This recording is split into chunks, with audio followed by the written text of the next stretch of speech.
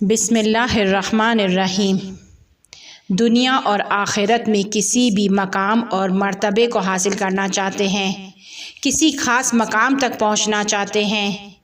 تو ہمیشہ بڑوں کا احترام کریں، خاص طور پر والدین کا، اور چھوٹوں کے ساتھ شفقت سے پیش آئیں۔ علامہ نوری کتاب دارالسلام میں لکھتے ہیں، امام رضا علیہ السلام سے روایت کرتے ہیں، اور امام رضا علیہ السلام اپنے آباء و اجداد سے یہاں تک کہ امام حسین علیہ السلام سے نقل کرتے ہیں کہ امام حسین علیہ السلام فرماتے ہیں کہ ایک دن میں امیر المؤمنین علیہ السلام کے پاس بیٹھا ہوا تھا۔ ایک عربی شخص آیا اور عرض کرنے لگا، اے امیر المؤمنین، میں شادی شدہ ہوں، میرے بچے ہیں، لیکن میں فقیر ہوں، میرے حالات خراب ہیں، اور جس قدر مال میرے پاس ہے اس سے میری زندگی کا گزارا نہیں ہوتا۔ حضرت علی علیہ السلام فرمانے لگے، اے عرب بھائی، تم استغفار کیوں نہیں کرتے ہو تاکہ تمہارے حالات اچھے ہو جائیں؟ اب وہ عربی شخص عرض کرنے لگا، وہ کہنے لگا کہ میں بہت زیادہ استغفار کرتا ہوں، لیکن میرے حالات تبدیل نہیں ہوتے، میری زندگی میں کوئی فرق نہیں پڑتا۔ امیر المؤمنین علیہ السلام نے فرمایا، اے عرب بھائی، خدا فرماتا ہے، اپنے پروردگار کی بارگاہ میں توبہ کرو اور اس سے مغفرت طلب کرو کہ وہ بہت زیادہ مغفرت کرنے والا ہے، یہاں تک کہ تم پر بہت زیادہ بارش برسائے اور اولاد اور ثروت کے ذریعے تمہاری مدد فرمائے اور تمہیں باغ اور جاری نہریں عطا کرے۔ امیر المؤمنین علیہ السلام کے کہنے کا مقصد یہ تھا کہ تمہارا استغفار ناقص ہے، کیونکہ بہت سارے اعمال ایسے ہیں کہ جسے تم گناہ نہیں سمجھتے ہو، اور جب گناہ نہیں سمجھتے ہو تو اس کے لیے استغفار نہیں کرتے ہو، اور پھر تمہارا استغفار تمہیں کوئی نتیجہ نہیں دیتا ہے۔ لہٰذا میں تمہیں استغفار سکھاتا ہوں، جب رات کے وقت سونے لگو تو اس استغفار کو پڑھو تاکہ خداوند تمہارے رزق میں برکت دے۔ اس کے بعد امیر المؤمنین علیہ السلام نے اس دعا کو لکھا، اس استغفار کو لکھا اور اس عربی کو دے دیا، اور اس سے فرمایا کہ رات کو سونے سے پہلے اس استغفار کو پڑھو،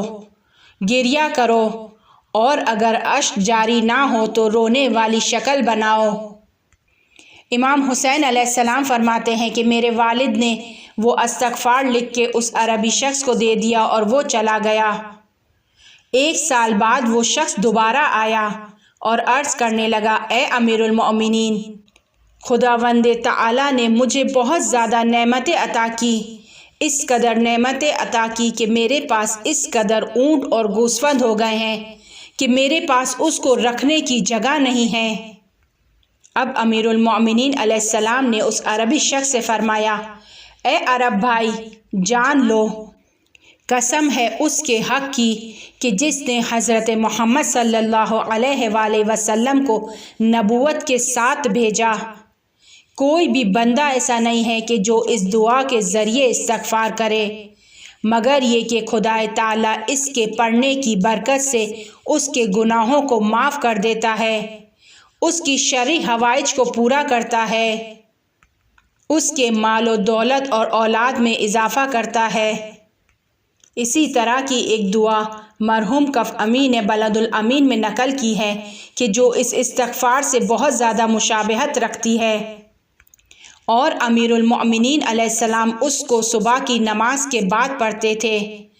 چونکہ یہ دعا کامل تر اور جامع تر ہے لہٰذا اس کو بیان کر رہے ہیں تاکہ زیادہ تر استفادہ کیا جا سکے، بہرہ حاصل کیا جا سکے۔ ہم اپنی روزمرہ کی زندگی میں بہت سارے ایسے کاموں کو انجام دیتے ہیں کہ جسے ہم گناہ ہی نہیں سمجھتے۔ بعض دیندار افراد، اچھے افراد، وہ بھی ان کاموں سے غافل ہیں، وہ بھی ان کاموں کو گناہ نہیں سمجھتے ہیں۔ امیر المؤمنین علیہ السلام کے بتائے ہوئے اس استغفار میں 70 بند ہیں، اور ہر بند میں ایک نئے گناہ کی طرف متوجہ کیا جا رہا ہے، اور خدائے متعال سے اس کی بارگاہ میں طلب مغفرت کی جا رہی ہے۔ حضرت امیر المؤمنین علیہ السلام اس کو صبح کی نماز کے بعد پڑھتے تھے،